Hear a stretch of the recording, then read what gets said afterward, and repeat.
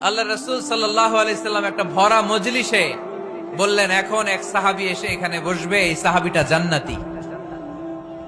সব সাহাবারা অবাক, না জানি তিনি কার কথা বললেন।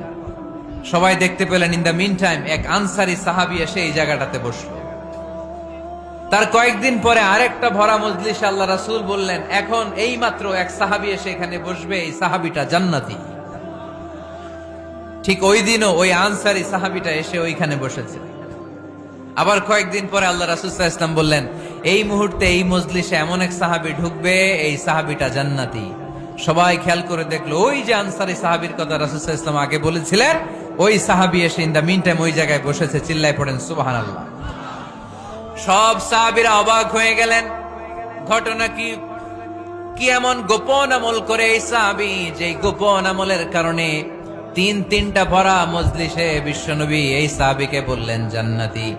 সাইয়েদনা আব্দুল্লাহ ইবনে আমর ইবনুল আস গোপন তথ্য বের করার জন্য এই সাহাবীর বাড়িতে চলে যেয়ে সাহাবীকে সালাম দিয়ে বললেন, ও আনসারী সাহাবী, আমার বাবার সাথে আমার ঝগড়া হয়েছে, আমি 3 দিনের জন্য তোমার বাড়িতে মেহমান হতে চাই।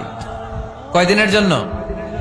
3 দিন। ওই আনসারী সাহাবী বলল, আহলান ওয়া সাহলান, খুশআমদেদ, আপনি আমার মেহমান হবেন, এটা তো আমার সৌভাগ্য। আসেন, থাকেন, এই ঘরে আমি থাকি, এই ঘরটা ফাঁকা, আপনি এখানে থাকেন।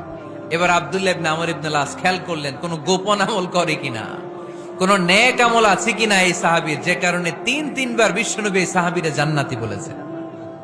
3 দিন টানা 3 দিন লক্ষ্য করার পরে সাইয়েদনা আব্দুল্লাহ ইবনে আমর ইবনুল আস এই সাহাবীর মধ্যে তেমন বিশেষ কোন নেক আমল, গোপন আমল আর দেখতে পায় নাই। 3 দিন যখন শেষ, যাওয়ার পথে বলে, ভাই, আসলে আমার আব্বার সাথে আমার তেমন কোনো ঝগড়া টগড়া হয় নাই, ঝগড়া টগড়া কিছু না, আমি বিশেষ একটা কারণে এসেছি। তিনবার বিশ্বনবী তোমাকে জান্নাতি বলে ঘোষণা করেছে, আমি দেখার জন্য এসেছি যে তুমি কি আমল করো। কিন্তু আমি তো বিশেষ কোনো আমল দেখলাম না। নামাজের সময় নামাজ পড়ো, তাহাজ্জুদের সময় তাহাজ্জুদ পড়ো, কোরআন তেলাওয়াতের সময় কোরআন তেলাওয়াত করো, আমি যা ইবাদত করি তাই তো করো, বরং আমার চেয়ে কম করো। কি এমন তোমার আমল যে আমলের কারণে বিশ্বনবী তোমারে জান্নাতি বলেছে? সাহাবীটাকে বলে, আব্দুল্লাহ, আমার জীবনে বিশেষ কোনো আমল নাই, এমন কোন আমল আমি আমার জীবনে করি নাই যে আমলের কারণে বিশ্বনবী আমারে জান্নাতি বলে ঘোষণা দিতে পারে। তবে হ্যাঁ, এমন একটি আমল আছে, প্রতি রাতে ওই আমলটা করে আমি বিছানায় ঘুমাতে যাই।